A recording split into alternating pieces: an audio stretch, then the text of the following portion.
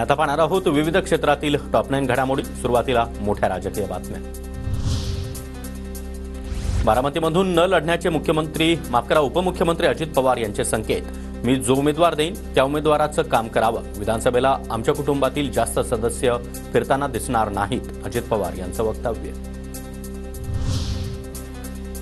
अजित पवार लोकसभेची पुनरावृत्ती करणार का? बारामतीमधून न लढण्याच्या अजित पवारांच्या संकेतानंतर शरद पवार यांचा खोचक सवाल।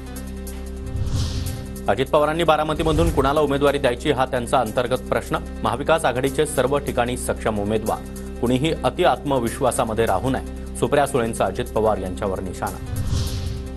अजित पवार खरंच दिलेला शब्द पाळणारे असतील तर ते विधानसभेला उभे राहणार नाहीत, अजित पवारांचे सख्खे बंधू श्रीनिवास पवार यांचा खोचक टोला।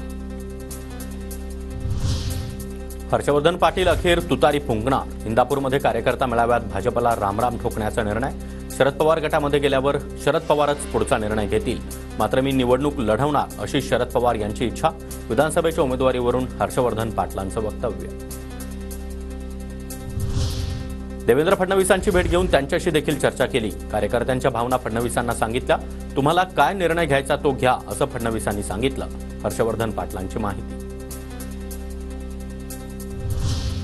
हर्षवर्धन पाटलांनी तुतारी हाती घेतली, आता तुतारी वाजली नाही तर हर्षवर्धन पाटलांना पश्चाताप होईल, सुधीर मुनगंटीवार यांची प्रतिक्रिया। तर हर्षवर्धन पाटील यांनी घाई केली, विद्यमान आमदार दत्तामामा भरणे यांचं मत। हर्षवर्धन पाटलांसारखे अनेक धक्के येत्या काळामध्ये राजकारणात दिसतील। हर्षवर्धन पाटलांचं पक्षामध्ये स्वागत करताना शरद पवारांचं सूचक वक्तव्य। उपमुख्यमंत्री देवेंद्र फडणवीस यांच्या विरोधामध्ये राज्य निवडणूक आयोगाकडे नोटीस। काँग्रेसचे सिंगलकर यांनी कायदेशीर नोटीस पाठवली। फडणवीसांच्या वोट जिहाद या शब्दावर आक्षेप। अशा वक्तव्यानं समाजामध्ये द्वेष निर्माण होत असल्याचा नोटीसमध्ये उल्लेख।